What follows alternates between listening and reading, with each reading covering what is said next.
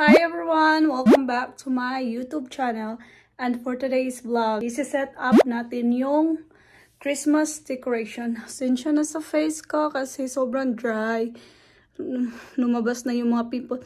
Currently 7 months pregnant and then malapit na siyang lalabas.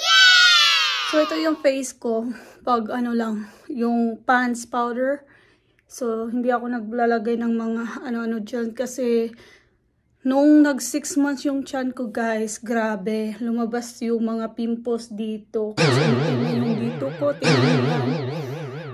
umitim na siya dito, nagsta-start na. Pero sabi ng doctor ko, ng OBGYN ko, at yung OBGYN ko guys is lalaki. Noong una babae, ngayon lalaki na yung OBGYN ko. Nag-change ako ng clinic. Sa private clinic na ako pumupunta and then ito na nga lalaki yung OBGYN ko. But anyway, ngayon isi-set up natin yung Christmas decoration. Nasa labas siya, nasa likod ng bahay. So, isi-set up ko lang tong camera and then i-timelapse ita-timelapse ko siya. So, hindi ako masyadong nakapag-upload tungkol sa pagbubuntis ko guys kasi minsan sumasakit na yung ulo ko, nakababad ako palagi sa cellphone dahil marami akong ginagawa sa baby, about sa baby, kasi ako lang mag-isa. So, be with me guys and let's start!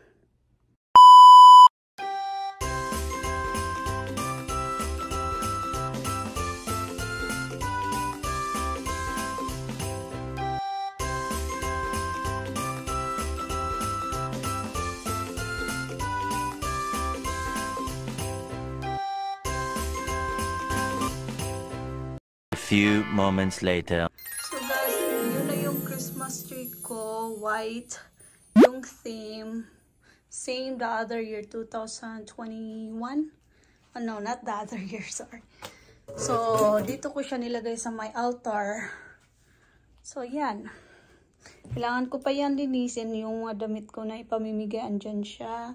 So, yan. Kailangan ko muna linisin at lagyan nung tapos, we're gonna buy new gift. So, lagyan natin ng mga gift dyan sa, parang napasobra yung design. Pero, after this year pala guys, i-send ko yung mga ornaments sa Philippines.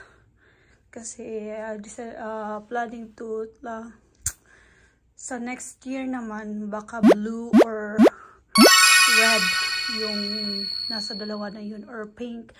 Sana pinks ang iano ko ngayon this year. Kaso sabi ko, isang beses ko lang itong ginamit. So, this year muna is white again. Tapos, gagawin ko. Uy, hinihingal ako. So, next year 2024, pink, baka pink, blue, or red yung iano ko. Nasa tatlong color na yun. Pagpipilian ko, yan. So, yan. So, yan yung Christmas decoration ko this year. Dito kasi ako magpapasko sa US. Dito kasi ako manganganak. So, plan ko sana dun sa Philippines. Pero, I decided na dito na lang sa US ko yan. Hindi ko masyado nilagyan ng design sa yung mga ornaments sa likod kasi hindi naman siya kita kasi may curtain na red. So, yan lang. So, yan. Hindi sana ako mag-Christmas tree ngayon. Parang boring naman kung hindi. So, yan. So, guys, yan. Hinihingal talaga ako. Iwan ko kung bakit. Pero, yan na yung Christmas. Pasensya na may nilagay ako dyan. So, yan siya.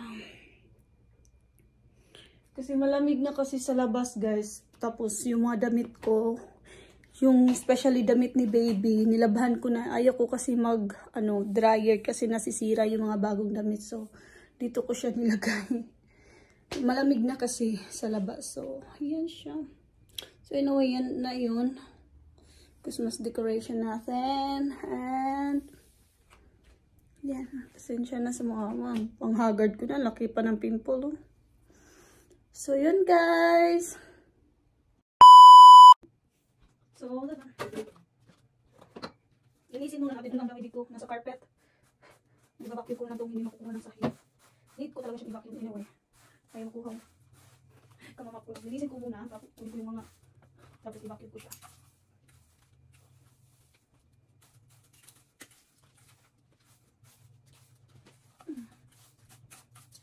Dami ko pala sa akin.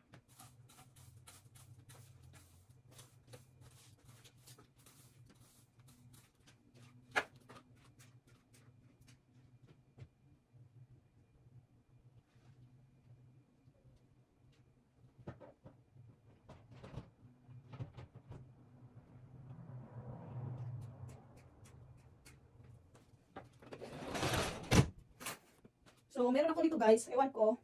Hindi kasi ako bumili ng bago. Nunit na, meron naman ako nito. Ilagay ko na lang siya dito sa baba. Tapos i-patay ko. Hindi naman siya kanang kaganda. Sakit ng tiyan ko. Naka-short ako cycling. So, okay lang.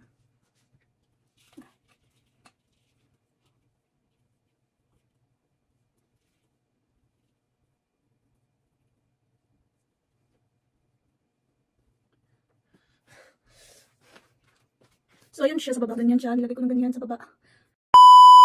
So, dito ko na end yung vlog, guys. So, ang pangit ko na. Tingnan yung face ko. Ang laki ng pimple. Ang itim-itim ko. Basta first time, itim-itim ko dito. Pero, yun na siya, guys. Sakit ng tiyan ko ngayon. So, ngayon ko lang, ano ba ngayon? November 16. November 16, ngayon lang ako naglagay ng Christmas tree. And then, tatanggalin ko siya around January 10. Kasi, manganganak na ako end of the month ng January. At, alam nyo na, bawal sa bata yung mga ganito. So, yun. So, dito ko na i-end yung vlog, guys. Kasi yung pagsakit ng tiyan ko. So, dito ko na i-end yung vlog, guys. Thank you for watching. Bye-bye. Sana nagustuhan yung vlog today. Bye-bye. Thank you.